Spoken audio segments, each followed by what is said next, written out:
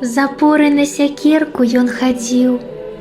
Пасля зладзейскіх рук балела спіна, і крыж драўляны на грудзях насіў, якім благаславіла маці сына. З'яўляўся ён у гушчары лясным, як сонейка прыветліва усміхаўся, з малінаўкай пяюхай гаманіў, і зайчык ад суседа не хаваўся. Пра леснічоўку ведалі вакол, і незвычайная ўзрастала паства. Мядзведзіцу з рукі карміў хлябком, наведвалася ў госці яна часта. Штодзень у гуках радасці жывой яго душа на Божы свет глядзела. Штоноч перад прачыстай, прасвятой, як зорачка бліскучая гарэла.